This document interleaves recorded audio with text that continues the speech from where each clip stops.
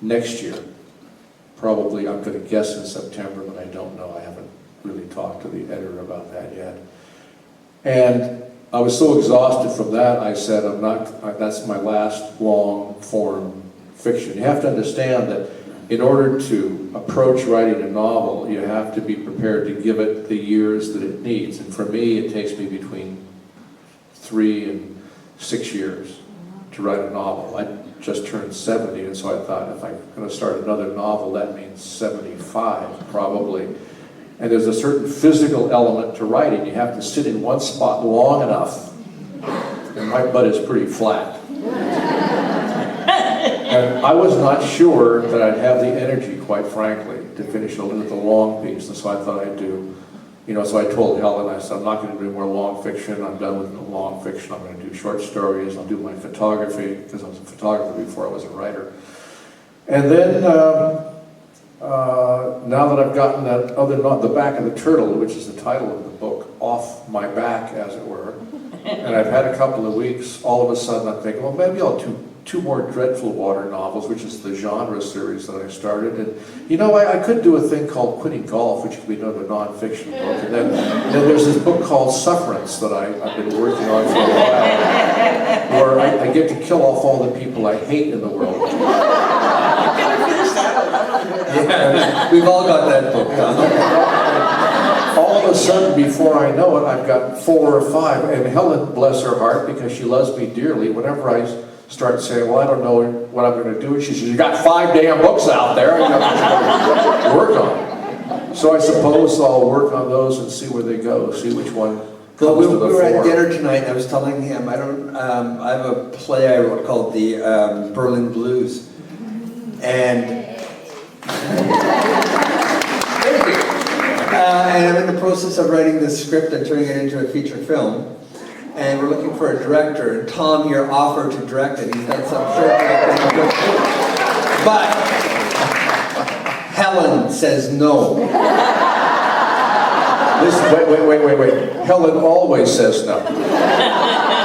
You know how you have the 2 buttons in your head? One says no, one says yes. The only button in my head is yes, for the most part. Sometimes I say no. But she has the no button. She controls the no button. And it's almost worn out. I come in and say, I've got this idea. No. Now,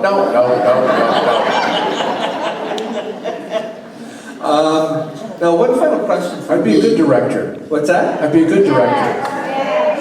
I've seen one of the short pieces he did, and it was actually quite fun.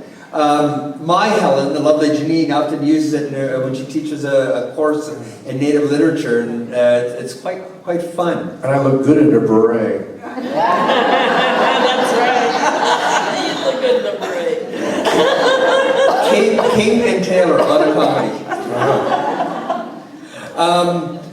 This is just sort of a fun question. I like asking this of writers. Can you give me a line or remember briefly a line from your worst review? We don't get bad reviews. I know I have a bad review. Miracle tried to do too much in Raven's Song. What was that? Miracle tried to do too Too much much in Raven's Song.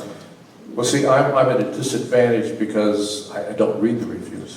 There you go. The good ones or the bad ones. No, there's a reason for that, and that is that if it's a really good, Helen reads them for me. She follows me around the house reading the reviews.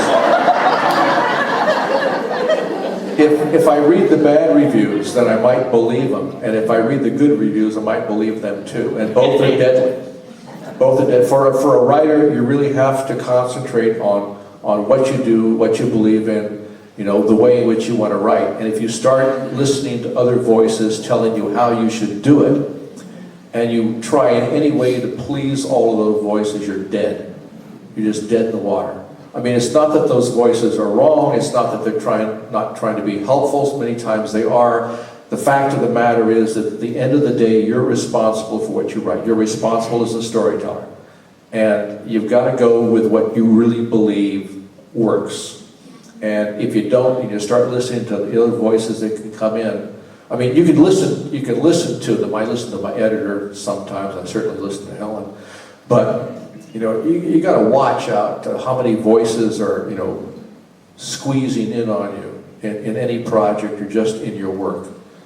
It can be really deadly. I've had a couple of photo shows where I sort of walk around, you walk around and listen to what people say, you pretend that you're not there, that you're not the artist, they don't know you.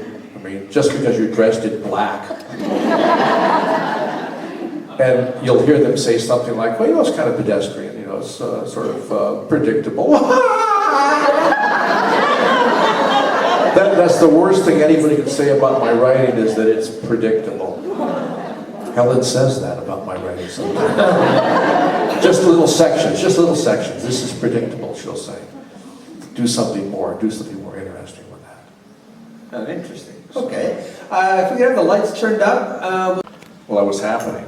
The book, The Inconvenient Indian, actually hit the newsstands at the very moment that Idle No More sprung up in Ottawa.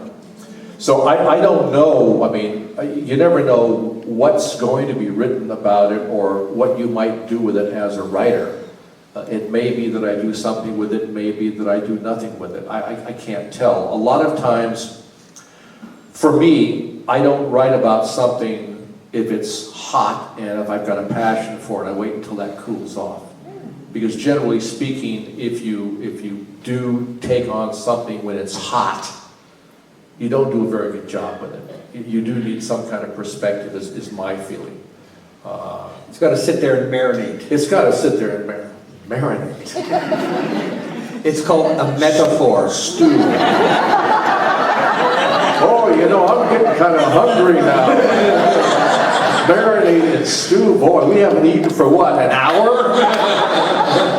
We had a huge meal tonight. I wasn't sure I was going to be able to come on stage. I was backstage just about passing out from all the carbohydrates and whatnot. It was a really good meal, but now I'm hungry again. All this talk about food. Order a pizza. Yeah. There's that gentleman out on the West Coast who does Japanese manga. Yeah. Right? He's Haida, isn't he? Yeah. He's Haida, and he tells traditional Haida stories through Japanese illustrated manga.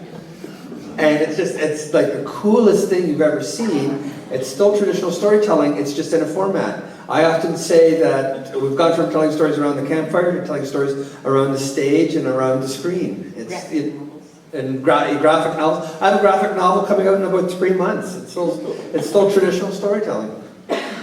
Or maybe contemporary storytelling, but it's still storytelling. I had a lovely little moment where I forget where I was. You had a lovely little moment where you forgot where you were? This happens a lot.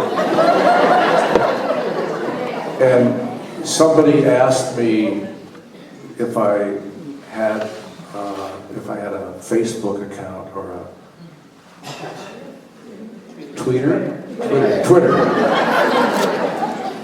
account, and I said, no, I don't. And they said, oh, that's your traditional storyteller. And I said, no, I just don't know anything about Twitter or Facebook. I really don't want to particularly. It's the internet for me is a wonderful thing for doing basic research.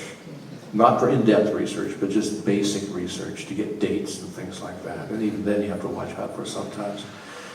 But there is so much garbage on the internet that you have to work your way through.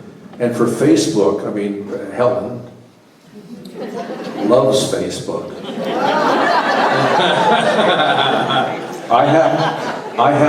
We have to have strict rules about what she tells the world about me on Facebook. I don't care what she tells the world about herself, but we have these long discussions about what is legit and what is not.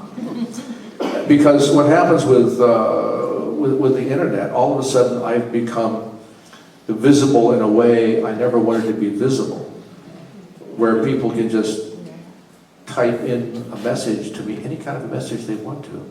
Well, the messages I get mostly are from students at the end of the semester who have suddenly discovered that they have a term paper due. And since I teach university, I know this is happening. And they'll say, "Dear Mr. King, I really love your book. Could you answer the following 15 questions?" Now, I have a favorite key on my computer. Delete. I used to write back and said, "No, I don't answer questions like that, and good luck on your term paper," but I don't even do that anymore. So I have a really love-hate relationship with the internet and social media in particular. When we were, one time Tom and I were talking, his book was just coming out, and we were talking about possible alternative titles to The Inconsiderate Indian. Inconvenient. Well, my suggestion was, I think it should be The Incontinent Indian. Helen actually is keeping a list. This is completely true.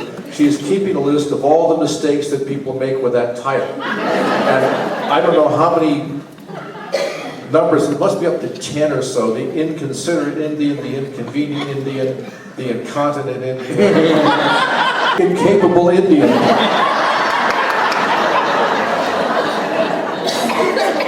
It's a joy, it really is a joy. You take your pleasures in life where you can get them. I wrote a play called Only Drunks and Children Tell the Truth, and everybody calls it Only Drunks and Indians Tell the Truth. Anyways, I'd like to thank... They just call it Only Drugs. Well, actors are. Anyways, I'd like to thank everyone for coming out tonight, and everybody, can we give our two guests a...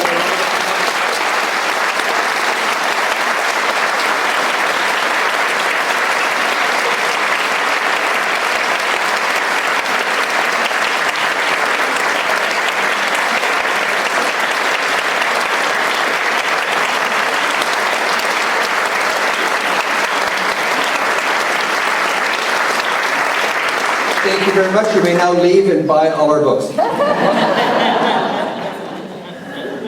Thank you very much. I would like to thank all three one more time. I think that was just a tremendous